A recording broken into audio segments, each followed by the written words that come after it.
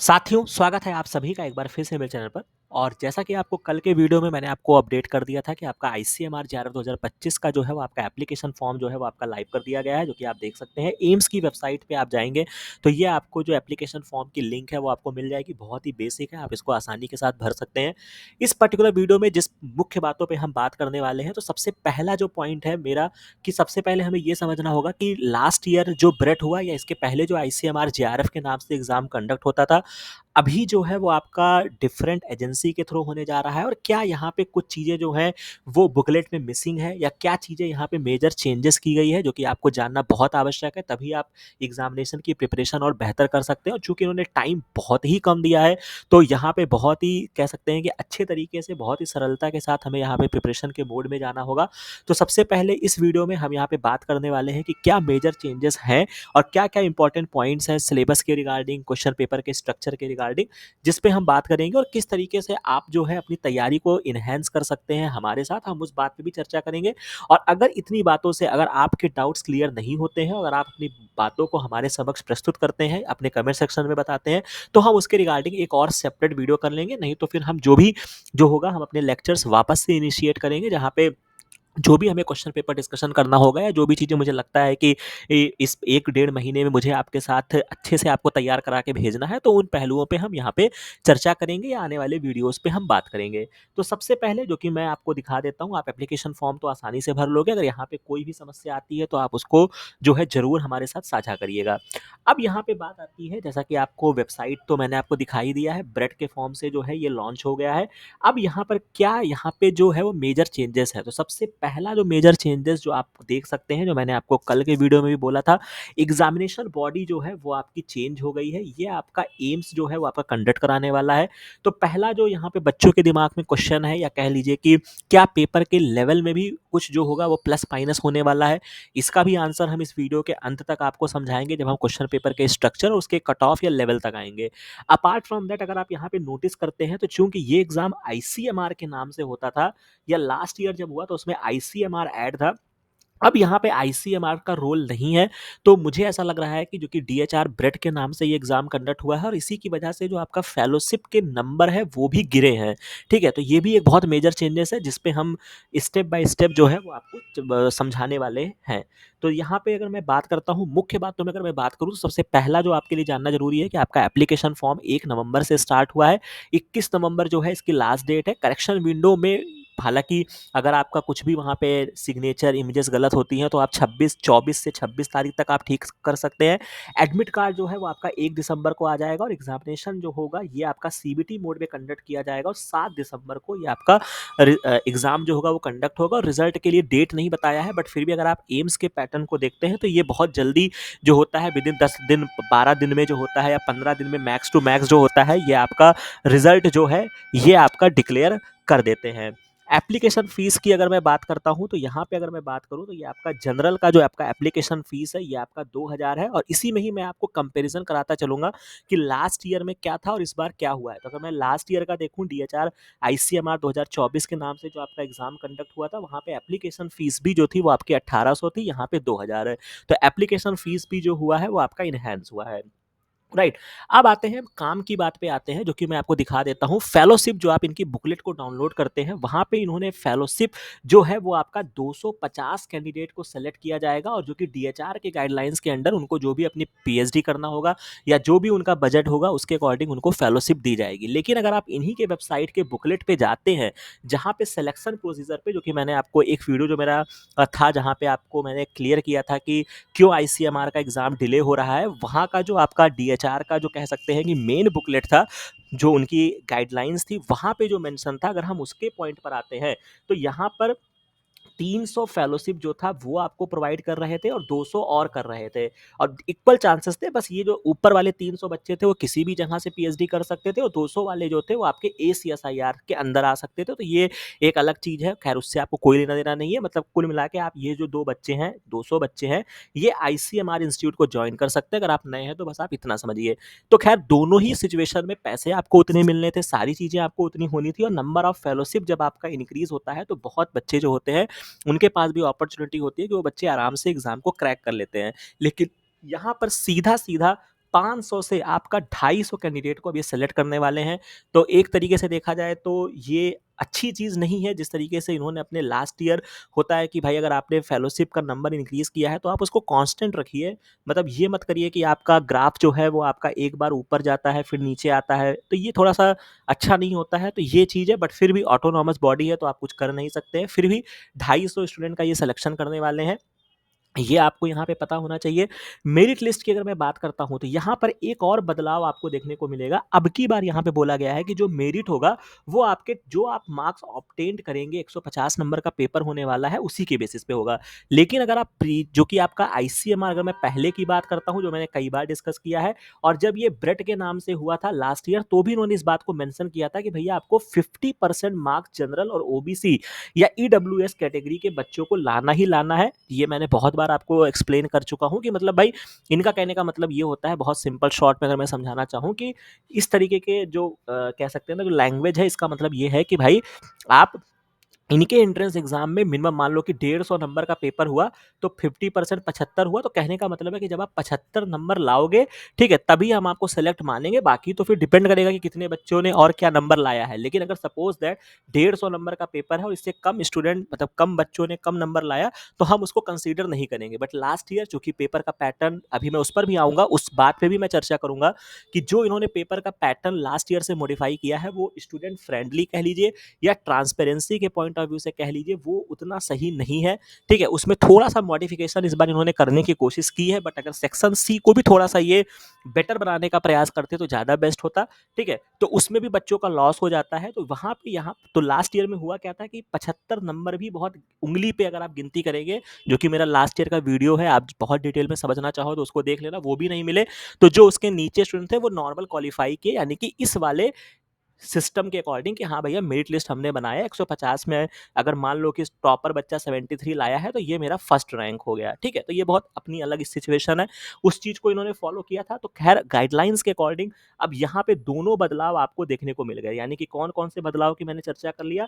एक तो number of fellowship जो है वो आपका डिक्लाइन कर दिया गया है, और दूसरी चीज है ये जो क्वालिफाइंग मार्क्स वाला जो भी इनका स्टेटमेंट था, इसको हटा दिया है। ठीक है, तो ये आपके दो मेजर चेंजेस हो गए। अब अगर मैं बात करता हूँ एलिजिबिलिटी, जो कि इनका लास्ट ईयर जो था वही सारी चीजें हैं। सिंपल आपके पास एक एमएससी होना चाहिए, और उस एमएससी में आपके 55% मार्क्स अगर आप जनरल ईडब्ल्यूएस ओबीसी कैंडिडेट हैं, और 50% आप एससी एसटी बैकग्राउंड से अगर आप आते हैं। बाकी रिजल्ट अवेटेड स्टूडेंट जो है वो भी अप्लाई कर सकते हैं। आपको एक एप्लीकेशन फॉर्म में आपको एक रिजल्ट अवेटेड का एक फॉर्म दिया जाएगा, आपको सिंपल अपने एचओडी से उसको साइन कराना है और आप अपने एप्लीकेशन फॉर्म को भर सकते हैं। ठीक है, बाकी फाइनल अगर आप सेलेक्ट होते हैं, जब तक आप अपनी डिग्री उनको नहीं दिखाएंगे या नहीं प्रस्तुत करेंगे, तब तक आपकी जो कह सकते हैं ना कि आप उस पर दावा नहीं कर सकते हैं कि हाँ भैया आप क्वालिफाई हो गए हो, तो आपको आईसीएमआर जेआरएफ या डीएचआर ब्रेट आपको दे दिया जाएगा। तो एक पॉइंट ये था जो हमारे अपेयरिंग वाले स्टूडेंट थे वो उनके लिए पॉइंट था। इसके बाद अगर मैं बात करता हूँ एज लिमिट में मॉडिफिकेशन हुआ है। लास्ट ईयर का जो एज लिमिट था बेटा, वो आपका 30 साल एज लिमिट दिया गया था, लेकिन इस बार इसको बढ़ा के 35 साल कर दिया गया है। और अपार्ट फ्रॉम अगर आप किसी कैटेगरी से बिलोंग करते हैं, और खास तौर से अगर आप फीमेल कैंडिडेट हैं, तो 5 साल का एज रिलैक्सेशन यहाँ पे और प्रोवाइड किया गया है। तो ये भी है भाई, फीमेल कैंडिडेट्स के लिए 5 साल का एज रिलैक्सेशन, और बाकी कैटेगरी में आप देख सकते हैं एससी एसटी में 5 ईयर है, ओबीसी में 3 ईयर्स है। तो इस तरीके का एज रिलैक्सेशन यहाँ पे है। तो एक मेजर चेंजेस आपको ये भी देखने को मिलेगा। अगर हम बात करते हैं अब scheme and pattern of the question paper, अब ये भी बहुत इंपॉर्टेंट है। अगर मैं लास्ट ईयर की बात करता हूं तो लास्ट ईयर आपका सीबीटी था, यहाँ भी सीबीटी था, ऑब्जेक्टिव टाइप क्वेश्चन थे, यहाँ भी ऑब्जेक्टिव टाइप आपको देखने को मिलेगा। अब यहाँ पे जो बात हुई है कि इन्होंने एक मॉडिफिकेशन किया है कि टेट जो आपका टाइम है उसको बढ़ा दिया है, और जो बिल्कुल होना ही चाहिए था। क्योंकि जो आपका अगर मैं 2023 तक के पेपर की अगर मैं बात करता हूँ, तुलना करता हूँ, तो वो 2 घंटे का पेपर सही रहता था, क्योंकि उसमें 2 ही सेक्शन होते थे। लेकिन जब इन्होंने सी सेक्शन बढ़ाया और ए सेक्शन को जिस तरीके से इन्होंने कॉम्प्लेक्स किया है, वहां पे पैराग्राफ, रीजनिंग और दुनिया भर की चीजें अगर आप पीवाईक्यूज डाउनलोड करके देखेंगे तो आपको मिलेगा, जो कि 2 घंटे में पॉसिबल ही नहीं था। तो बहुत ही मतलब विचित्र पेपर था जो लास्ट ईयर कंडक्ट हुआ था। हालांकि इनको अपने सेक्शन सी में भी बदलाव करने चाहिए थे, बट स्टिल इन्होंने केवल एक जगह मॉडिफिकेशन किया है कि भैया आपको टाइम दे दिया है। जो कि लास्ट ईयर केवल 2 घंटे का पेपर था, इस बार जो है ये आपका बेटा 3 घंटे का पेपर होने वाला है। टोटल क्वेश्चन 150 है। लास्ट ईयर भी आपका निगेटिव मार्किंग था, और यहाँ पे बहुत माइन्यूट सा कह सकते हैं कि 0.25 की निगेटिव मार्किंग होती है, वो चीजें आपको यहाँ पे मेंशन है। अब जो यहाँ पे पैटर्न की बात करते हैं, तो ये आपका मल्टीपल चॉइस क्वेश्चन है, जो कि आपका उस बार भी था। ठीक है? जो कि सिलेबस और स्ट्रक्चर जो है वो आपको इसी बुकलेट में दिया गया है, ठीक है? सेक्शन ए, बी और सी जो है ये आपका क्वेश्चन पेपर जो होगा वो डिवाइड होगा। तो यहाँ पर जो आपको मेजर चेंजेस थे वो मैंने आपको बता दिए। अब अगर मैं आगे बात करता हूँ, ठीक है? अब जो आपका क्वेश्चन पेपर होने वाले हैं, ठीक है? उसमें जो इम्पोर्टेंट चीज़ है कि आपका ईच पार्ट में आपके 50 क्वेश्चन जो कि लास्ट ईयर भी होता था, पहला सेक्शन आपके एप्टीट्यूड एंड जनरल एबिलिटी को बताएगा। Fundamentals biomedical and life science के नाम से आपका मतलब कह सकते हैं कि बेसिक बायोलॉजी आपसे सेक्शन बी में पूछी जाएगी और सेक्शन सी आप जिसको सेलेक्ट करोगे वो आपके सामने आएगा, यानी कि जब आप एप्लीकेशन फॉर्म को भर रहे होंगे तो आपको इनमें से कोई एक जो होगा वो सेलेक्ट करना होगा। अब यहाँ पे भी बहुत इंटरेस्टिंग पॉइंट है, जो बच्चों के बहुत सारे मैसेजेस आए मेरे पास आने शुरू हो गए, क्योंकि 20 दिन का इन्होंने समय ही दिया है कि सर हम कौन सा क्वेश्चन पेपर सेलेक्ट करें। तो यहाँ पर भी मैं आपको बता दूँ, लास्ट ईयर जो मैंने क्वेश्चन पेपर डिस्कशन किया है उसका वीडियो आप देखिएगा। आप खुद एनालिसिस करिएगा कि आपको बायोकेमिस्ट्री के नाम पे इतनी बायोकेमिस्ट्री नहीं देखने को मिलेगी, आपको बायोटेक के नाम पे पेपर में आपको बायोटेक नहीं देखने को मिलेगा बहुत ज़्यादा, ठीक है? और बायोलॉजिकल साइंस में भी आपका कह सकते हैं कुछ भी चीज़ों को उन्होंने इंक्लूड कर दिया है। तो मोटा-मोटा आप ये मान के चलिए, यहाँ पे ऐसे पैटर्न में मैं बहुत ज़िम्मेदारी के साथ बोल रहा हूँ कि आप इसको लाइफ साइंस समझ के बेटा तैयारी करो, पहली बात। और दूसरी बात, यहाँ पे थोड़ा-सा मैं कहूँगा लक फैक्टर बहुत मैटर करेगा कि भैया कौन-सा पेपर कैसा आ गया। क्योंकि लास्ट ईयर का अगर मैं याद करता हूँ तो शायद जो था वो मतलब मुझे एग्ज़ैक्ट नहीं याद है, वो आप वीडियो में जाके मेरे देख लेना, ठीक है? मतलब ये अगर मैं बायोकेमिस्ट्री, बायोटेक्नोलॉजी और बायोलॉजिकल साइंस की मैं तुलना करता हूँ, तो शायद बायोलॉजिकल साइंस जो था वो काफ़ी ईज़ी पेपर था, ठीक है? इस तरीके का पेपर था। बायोकेमिस्ट्री लिटिल बिट हार्ड थी, इस तरीके का वहाँ पे सिनेरियो था। लेकिन अब भाई इस बार वो क्या करते हैं, भाई मैं कह दूँ कि आप बायोटेक्नोलॉजी ले लो और क्या पता कि बायोटेक्नोलॉजी ही हार्ड आ जाए, ठीक है?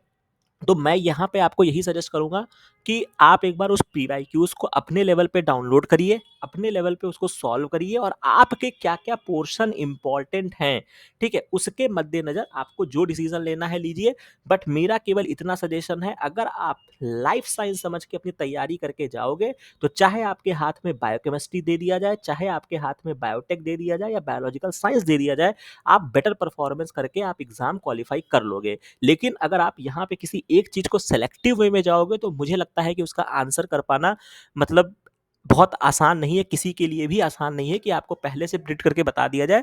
और खुद भी ये चीज़ ब्रेट के सामने या डीएचआर के सामने भी ये बातें रखने वाली है कि भैया आप किस तरीके से पेपर सेट करोगे कि आप जो है वो 8 या 9 स्ट्रीम जो भी इनकी है वो सेक्शन सी इक्विवेलेंट बना दोगे। भाई ऐसा हो ही नहीं सकता है। समझ रहे हैं ना कि आप माइक्रोबायोलॉजी का पेपर जो बनाएँगे, बायोकेमिस्ट्री का बनाएँगे, सेक्शन सी का, सबका जो डिफ़िकल्टी लेवल होगा वो एक जैसा होगा, ठीक है? तो ये थोड़ी-सी प्रॉब्लमैटिक चीज़ें हैं, ठीक है? तो इसके लिए मतलब आपको पेपर का एनालिसिस करना होगा, मेरा वीडियो देखना होगा और जहाँ पे मैंने कट ऑफ का वीडियो बताया है या पेपर के डिस्कशन के वीडियो में जाओगे तो वहाँ पे मैंने बोला है कि कौन-सा सेक्शन डिस्कशन करते समय कि हाँ भैया, ये वाला जो है वो पेपर ईज़ी था या मॉडरेट था, ठीक है? तो ये मैं आपके ऊपर छोड़ता हूँ भाई, अगर मतलब अच्छे से प्रिपरेशन करनी है तो जाके उसको वीडियो को देख लेना। इसके बाद preparation of the merit list की बात है तो खैर इन सबसे मतलब नहीं है इतना, वो तो बात की बात है, जब आप उसमें बेटर परफॉर्मेंस करते हैं तो कैसे क्या होता है और आपको वैसे भी केवल एक सीट से मतलब है, तो इन सब चीज़ों में ज़्यादा उलझना नहीं है। सिलेबस की अगर मैं बात करता हूँ, तो यहाँ पर जो आपकी सिलेबस है, अब देख लीजिए सिलेबस बहुत इंपॉर्टेंट है और चूंकि इन्होंने जब बुकलेट एम्स ने तैयार किया है तो बहुत ही कुछ चीज़ों को शॉर्ट में मेंशन किया है। तो मैंने जो पुराना बुकलेट था जो अभी लास्ट ईयर एनटीए ने कंडक्ट कराया, मैंने उससे कंपैरिजन किया तो मुझे लग रहा है कि सारी चीज़ें लास्ट ईयर के जैसी ही है। बस लिखने में इन्होंने थोड़ा-सा कह सकते हैं ना कि कंसाइज़ वे में लिख दिया है। लास्ट ईयर थोड़ी उन चीज़ों को एनहांस करके लिखा था। तो यहाँ पर मेरा सजेशन रहेगा कि आप सिलेबस के लिए जो पुराना एनटीए का जो बुकलेट दिया गया था, चाहोगे तो मैं आपको अपने टेलीग्राम चैनल पे उसको प्रोवाइड करा दूँगा, आप उसको फ़ॉलो करिएगा। जैसे फॉर एग्ज़ाम्पल अब रीडिंग कॉम्प्रेशन यहाँ पे लिखा हुआ है, अब यहाँ पे इन चीज़ों को थोड़ा और एनहांस करके बताया गया है, ठीक है? कि यहाँ पे क्या पूछने वाले हैं या क्या, जैसे मानिए क्वांटिटेटिव एबिलिटी है, भाई क्वांटिटेटिव एबिलिटी में क्या है? तो न्यूमेरिकल है, ग्राफिकल इंटरप्रिटेशन है, न्यूमेरिकल है, ग्राफिकल इंटरप्रिटेशन है या लॉजिकल रीज़निंग भी यहाँ पे मेंशन है। तो मेरा सजेशन है कि आप इस चीज़ को फ़ॉलो करिएगा और चीज़ें एकदम डिट्टो जो वहाँ लिखी हुई हैं, डिट्टो यहाँ पे लिखी हुई हैं, ठीक है? इसी तरीके से सेक्शन बी जो होगा, यहाँ पे भी आपको 50 क्वेश्चन मिलेंगे, यहाँ पर भी अब जैसे लास्ट ईयर बायोसेफ्टी, बायोएथिक्स को अलग-अलग लिखा था, यहाँ पे एक में मर्ज कर दिया है, ठीक है? तो दोनों ही चीज़ें सेम हैं।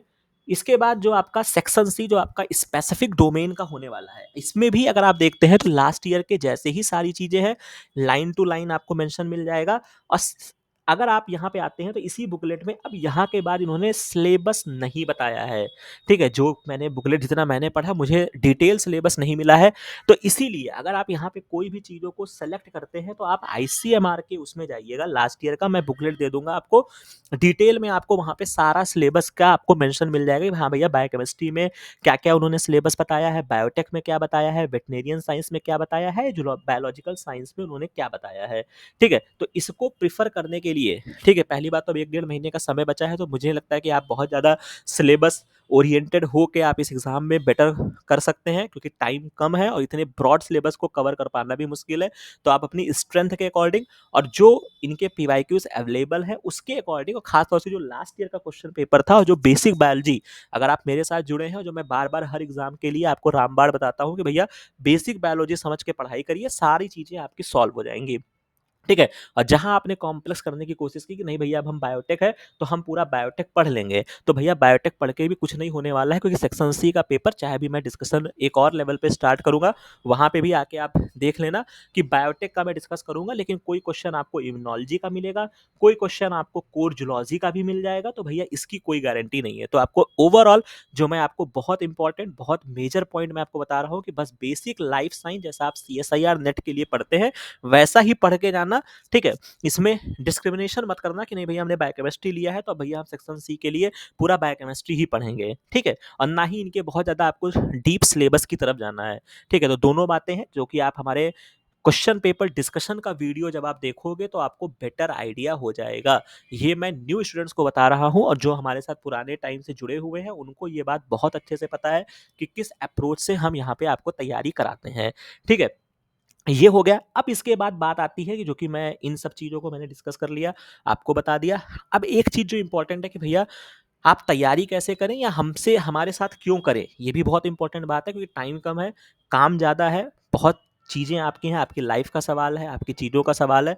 तो अगर मैं इसकी बात करता हूँ तो यहाँ पे 2 वीडियोज़ हैं जो कि अगर आप नए जुड़े हैं, तो आप जाके देख सकते हैं आईसीएमआर जेआरएफ में 2023 का ये रिज़ल्ट है जहाँ पे ऑल इंडिया रैंक के हिसाब से आप देख सकते हो, स्टूडेंट्स के नंबर यहाँ पे नाम मेंशन हो, कितने बच्चे क्वालीफाई किए हैं, क्या उनके मैसेजेस थे, वो आपको पूरा इस डिटेल वीडियो में मिल जाएगा। और 2024 में जब अचानक से ये एग्ज़ाम का पैटर्न चेंज हुआ, वहाँ पर भी एआईआर यहाँ पे आप देख सकते हैं, कहने की आवश्यकता नहीं है, यहाँ पे सब डिटेल में आपको देखने को मिल जाएगा। तो यहाँ पे ये चीज़ ज़रूर है कि भैया जो यहाँ पे एक्सपीरियंस है, जो चीज़ें हमने यहाँ पे डिलीवर की है, अगर आप अच्छे तरीके से जो मैं आपको गाइड करता हूँ, अगर आप उसको तैयारी करते हैं, तो आप आईसीएमआर ब्रेड बहुत अच्छे से क्लियर कर लोगे।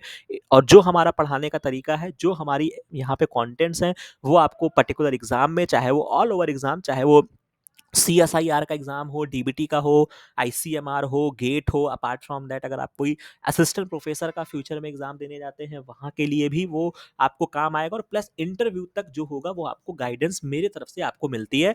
बाकी कोई यहाँ पे ऐसा नहीं है, मैं न्यू स्टूडेंट्स को बता दूँ कि ऐसा कुछ भी नहीं है कि यहाँ पे कोई मैं लाइव क्लासेस लेने वाला हूँ, ठीक है? आपको सिंपल क्या करना होगा, बहुत सारे वीडियोज़ अगर आप पहली बार जुड़े हैं, कैसा मैं पढ़ाता हूँ, वो आपको क्वेश्चन पेपर डिस्कशन में मिल जाएगा, ठीक है? उसके अलावा अगर आपको अच्छा लगता है तो आप के पास यूट्यूब पे ही आपको ज्वाइन बटन का ऑप्शन आएगा, वहाँ से आप ज्वाइन करके आप मेंबरशिप लेके आप एक्सक्लूसिव वीडियो को देख सकते हैं। रिकॉर्डेड वीडियो चूँकि मेरा हमेशा से ये रहता है कि भाई जो बेसिक बायोलॉजी है वो नहीं बदलती है, तो सबसे पहले आपको पुराने जो वीडियोज़ हैं उनको देखना होगा। अभी मैं आपको दिखा दूँगा, अगर आप नए हैं तो आपको कौन-कौन से प्लेलिस्ट को विशेष तौर से फ़ॉलो करना है और बाकी चूँकि अब यहाँ पे एग्ज़ाम की डेट आई है, तो जो भी हमारा 20-25 दिन का टारगेट होगा कि हम आपको नए टॉपिक पढ़ा सकें या बेस्ट डिलीवर कर सकें, वो मैं अपने लेवल पे आपको पढ़ाने का प्रयास करूँगा। तो मुझे लगता है कि इतनी इन्फॉर्मेशन सफिशिएंट है। बाकी अगर आपको अच्छा लगेगा तो आप खुद ही आप देखना, लास्ट ईयर के भी वीडियोज़ आप सर्च कर लेना डीएचआर आईसीएमआर के नाम से, किस तरीके से क्या कट ऑफ रही, क्या चीज़ें हो सकती हैं, वो सब मैंने ऑलरेडी डिस्कस करके रखा है। बाकी टेलीग्राम चैनल अवेलेबल है, वहाँ पे आप अपनी बात रख सकते हैं, ठीक है? कमेंट सेक्शन में आप बता सकते हैं, कोई भी आपकी डाउट्स होंगे उनको मैं क्लियर कर दूँगा। अब जैसे कि यहाँ पे आओगे, चूँकि ये तो मेरा होम चैनल है, यहाँ पे ही जैसे आप मेरे चैनल के होम पेज पे रहोगे तो यहाँ पे एक जॉइन बटन का ऑप्शन आएगा, ठीक है? बाकी बहुत सारे वीडियोज़ ओपन हैं, तो अगर आप नॉर्मल कोई जैसे फॉर एग्ज़ाम्पल ये वीडियो जो अभी रिसेंट में मैंने पढ़ाया था, ये आपका मेंबर्स ओनली होगा, तो वो आपका मेंशन होगा। बाकी मेरी क्या अप्रोच है, कैसे क्वेश्चंस हमने डीबीटी जेआरएफ 2025 में फँसाए, वो सब अगर आप नए हैं, देखना चाहते हैं, तो ये ओपन वीडियोज़ हैं, ये सब भी आप अपने लेवल पे देख सकते हैं। बाकी बहुत सारे वीडियो जो हमारे कंटेंट्स हैं पहले के, वो आपको ओपन मिल जाएँगे। बाकी कौन-कौन सी प्लेलिस्ट आपको बेटर देख कर जानी है, पहला तो सजेशन है कि भाई, जो मैं बार-बार बोलता हूँ, हालाँकि अब फिलहाल 1.5 महीने में उतना कर पाना पॉसिबल नहीं होता है। मैं तो हमेशा बच्चों को ये सजेस्ट करता हूँ कि भाई, डीबीटी और आईसीएमआर का पैटर्न लगभग सेम होता है, तो आप डीबीटी की भी प्लेलिस्ट ज़रूर देख कर जाइए। बट अगर आप बहुत स्पेसिफिक होना चाहते हैं, तो आप आईसीएमआर का यहाँ पे आओगे, तो आपको आईसीएमआर के पीवाईक्यूज़ का आपको प्लेलिस्ट देखने को मिल जाएगा, ठीक है? आप देख सकते हैं, अभी मैं दिखा रहा हूँ आपको यहाँ पे। 1 सेकंड, जैसे ये आईसीएमआर 2024 का प्लेलिस्ट था, इसमें जितने वीडियोज़ हैं वो आप देख सकते हैं, ठीक है? इस तरीके से आपको ये 2023 का क्वेश्चन पेपर डिस्कशन है, पीवाईक्यूज़ डिस्कशन है, ये है। और इसके अलावा एक प्लेलिस्ट जो बनी है, ये लक्ष्य सीएसआईआर, डीबीटी, आईसीएमआर, जेआरएफ। तो इस प्लेलिस्ट को आप फॉलो करेंगे तो आपको बहुत सारे मिल जाएँगे वीडियोज़। अगर आप डिज़ीज़ एंड डिसऑर्डर, जो कि आईसीएमआर में मेडिकल ओरिएंटेड क्वेश्चंस पूछे जाते हैं, उसके लिए यहाँ पे आपको 34 वीडियोज़ अवेलेबल है। इसको आप डिटेल में पढ़ोगे तो कर सकते हो। और बाकी अगर आप कोई भी अपनी पर्टिकुलर चीज़ है, जैसे आप बेसिक बायोटेक्नोलॉजी पढ़ना चाहते हो, तो उसके लिए 36 वीडियो यहाँ पे अवेलेबल है, ठीक है? इसी तरीके से मॉलिक्यूलर बायोलॉजी जो हो गया, वो मैंने पढ़ाया है, और लास्ट मोमेंट के लिए आपको लाइफ साइंस मेगा रिवीजन मिल जाएगा। तो कहने का मतलब ये है कि भैया, ऐसा कुछ भी नहीं है कि यहाँ पे कोई चीज़ आप करते हैं तो मैं आपका टेस्ट लूँगा, कोई मैं आपको बुकलेट प्रोवाइड करूँगा। यहाँ पे बस एक बेसिक गाइडेंस आपको अच्छी सी दी जाएगी।